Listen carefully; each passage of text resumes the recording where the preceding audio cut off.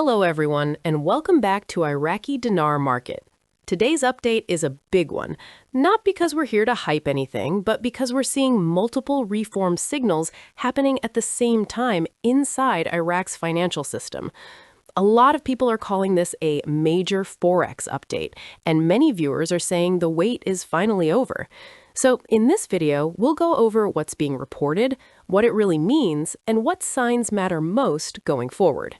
Now, very important, I'm not here to sell dreams or promise sudden changes. I'm here to break down the update in simple English so you can understand it clearly even if you're new to Iraqi dinar news. We'll discuss things like smaller currency notes, banking modernization, exchange rate talk, and how this could affect daily life inside Iraq as well as international confidence. And as always, this is not financial advice. It's an educational breakdown to help you stay informed and avoid confusion. So let's get into today's update.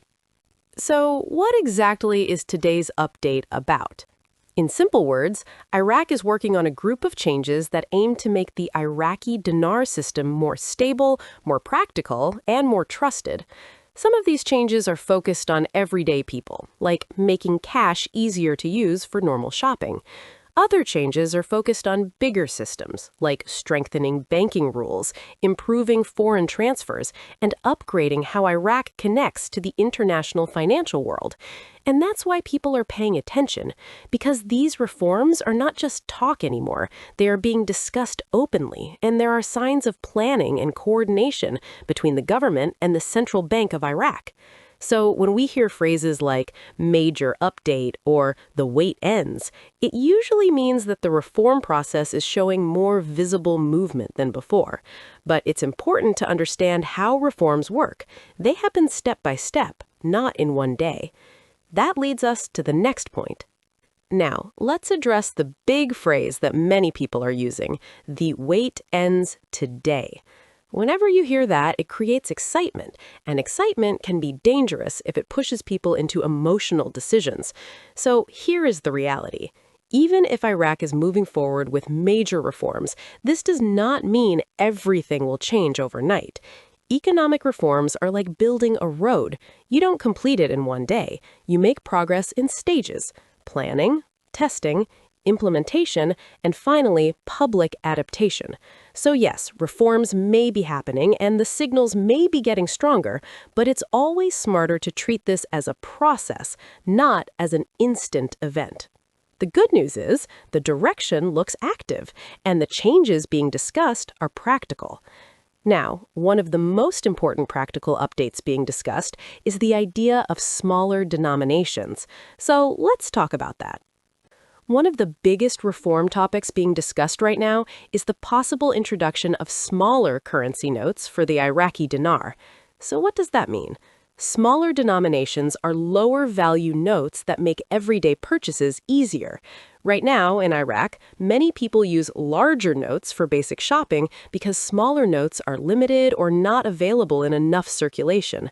That creates problems like difficulty giving change, rounding prices, inconvenience for small stores, and people depending on informal credit.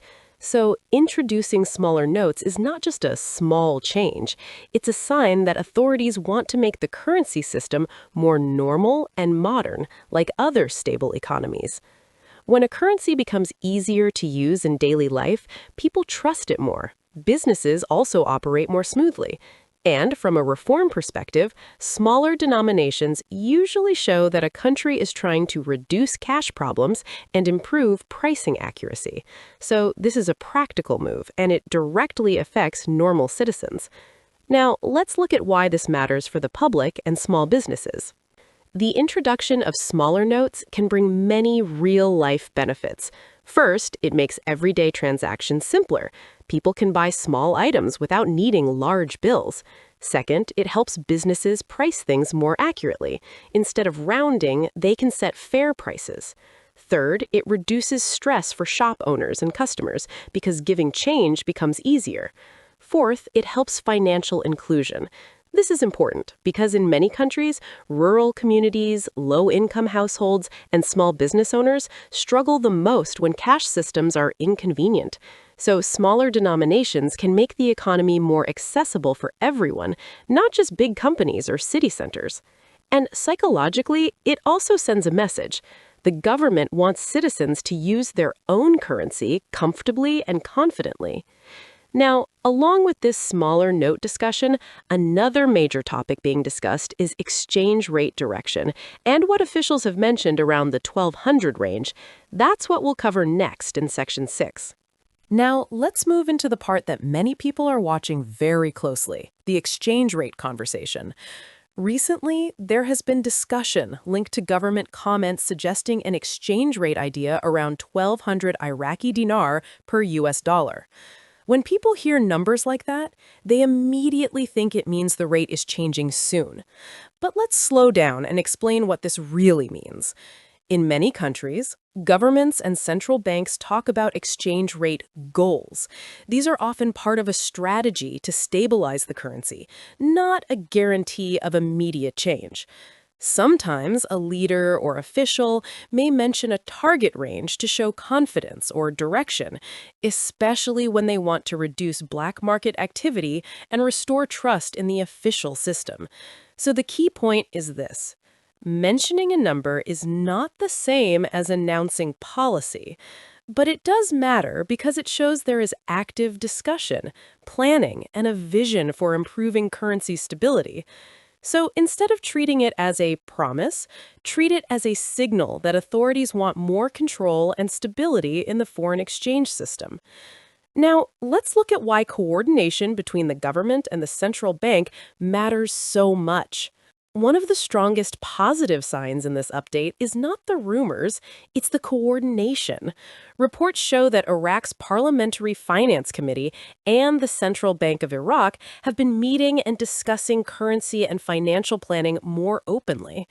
This matters because in the past, Iraq often faced confusion between political decisions and banking operations. When institutions work separately, progress becomes slow and unstable. But when you see coordination and shared messages, it means planning is more organized and systematic. It also means reforms are being discussed at the highest level, and not just as an idea, but as real steps being prepared.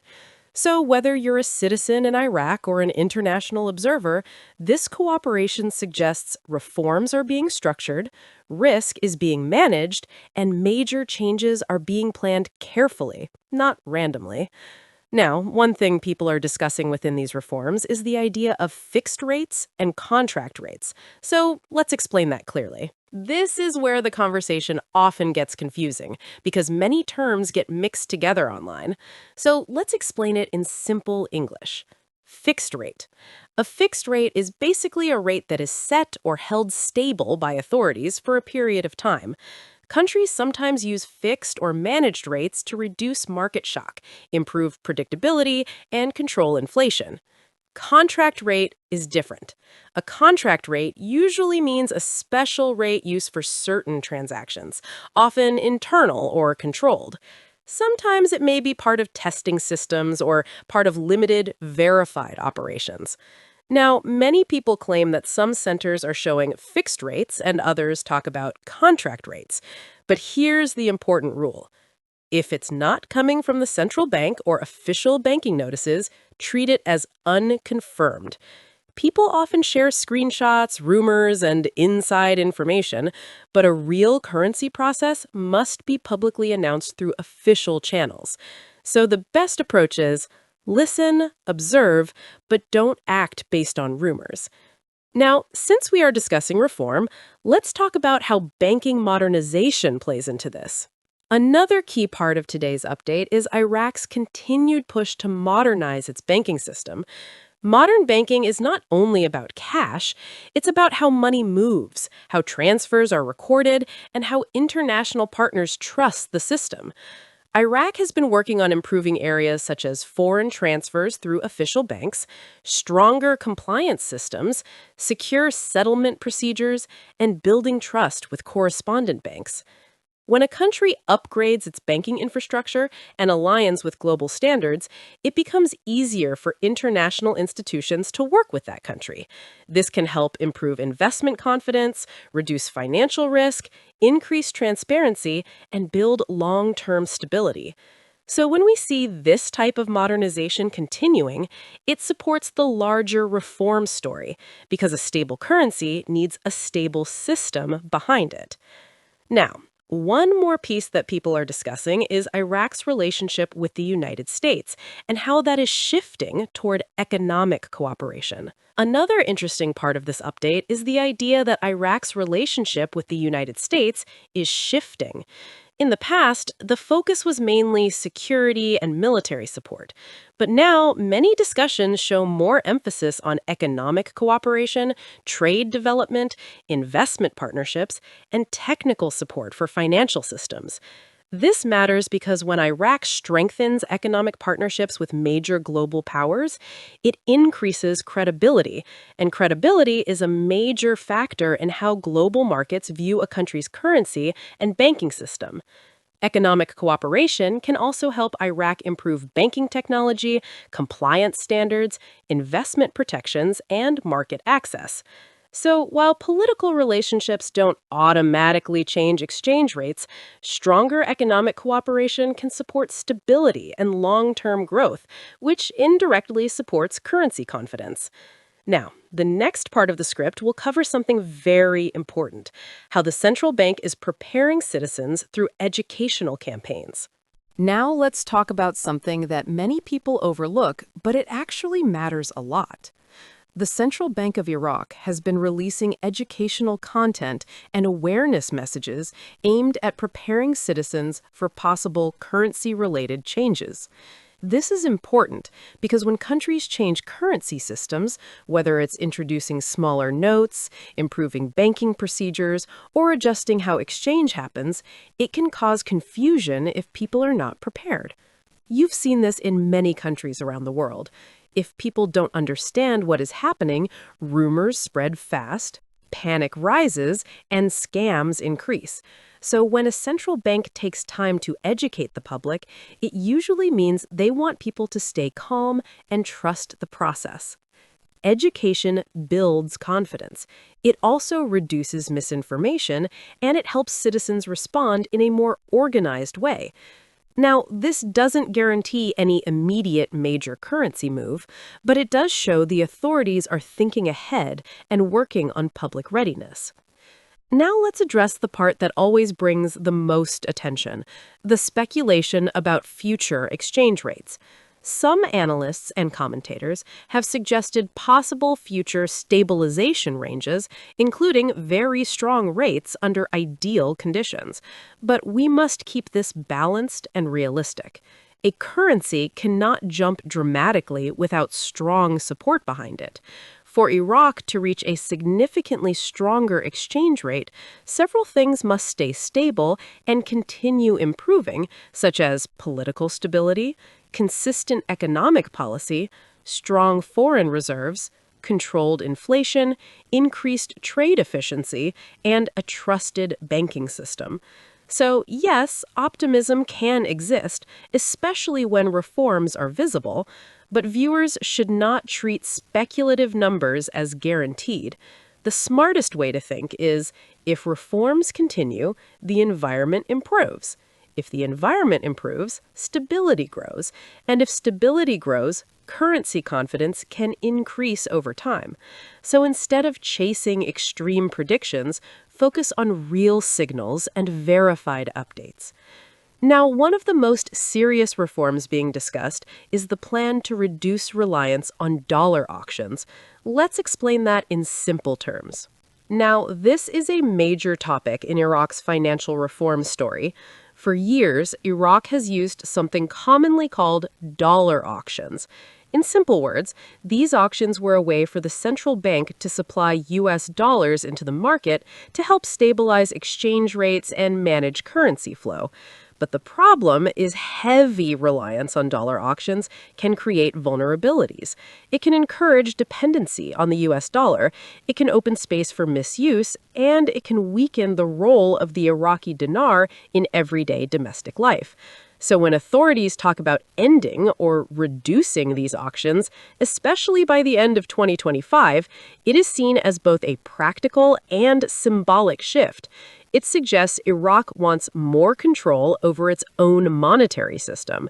It supports what many call de-dollarization, which simply means using the Iraqi dinar more inside Iraq and reducing heavy dependence on the US dollar for daily transactions.